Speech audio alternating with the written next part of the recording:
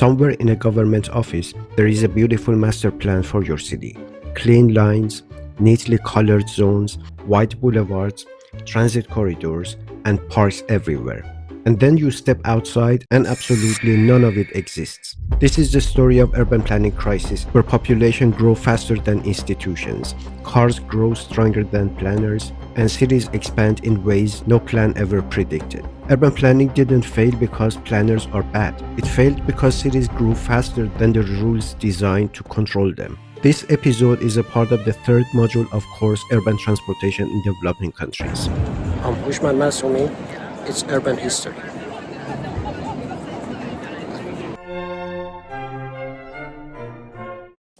Let's start with the core issue, speed. In many developing countries, cities grew at a pace no planning system in history was designed to handle. Villages became towns, towns became cities, and cities became megacities, all within 1 or 2 generations.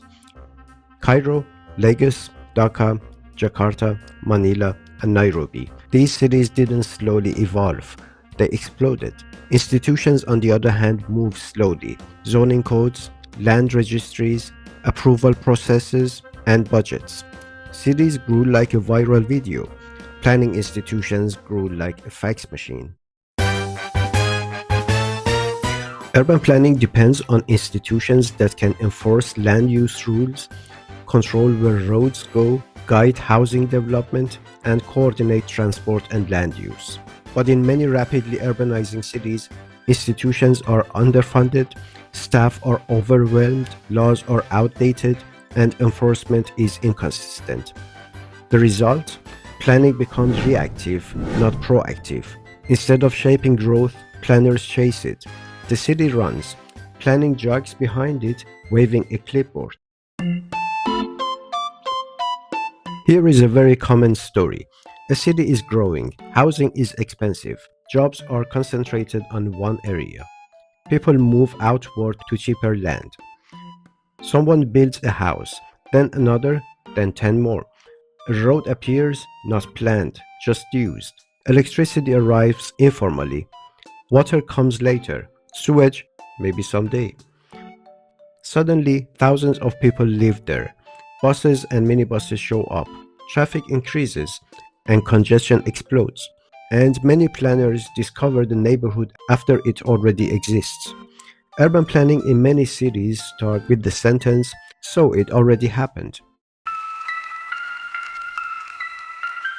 When institutions are weak, something else fills the gap. In most developing countries, that something is the private car.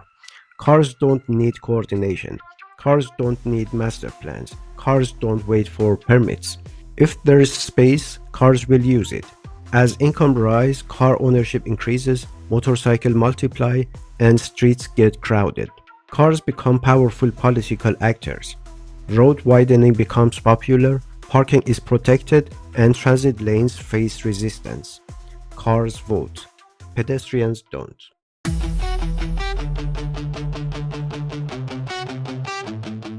Urban planners often know cars consume too much space. Roads don't solve congestion, and sprawl increases travel distances. And being able to act on it are very different things. Planners face political pressure, short election cycles, public anger over congestion, and demand for quick fixes. And quick fixes usually mean more roads, flyovers, and tunnels. Long-term planning loses elections. Short-term asphalt wins them. Unplanned growth is often described as chaotic, but it's not random. It follows very clear logic. People go where land is cheap.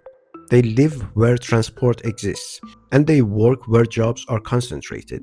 The problem is that no one coordinates these choices. Housing grows here, jobs stay there. Transport tries to connect them later. Cities become long-distance relationships. In many developing countries, transport planning happens without land use planning, and land use planning happens without transport planning. They live in separate offices, sometimes separate ministries, and sometimes separate political universes.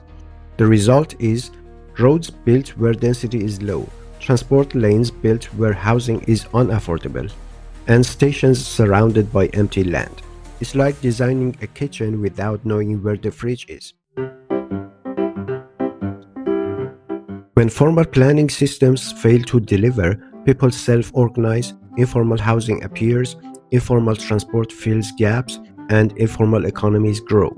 Informality is often treated as a failure, but it's also a response to institutional weakness.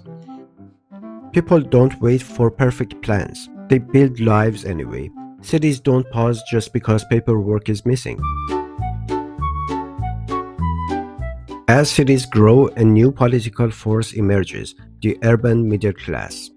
They want mobility, comfort, parking, and speed. They buy cars, and once they do, policies shift. Road projects gain support, transit projects slow down, and pedestrian space shrinks. Once a city falls in love with cars, it's a very complicated relationship to end. Many planning laws in developing countries were written decades ago, assume slower growth, assume strong enforcement, and assume stable land markets.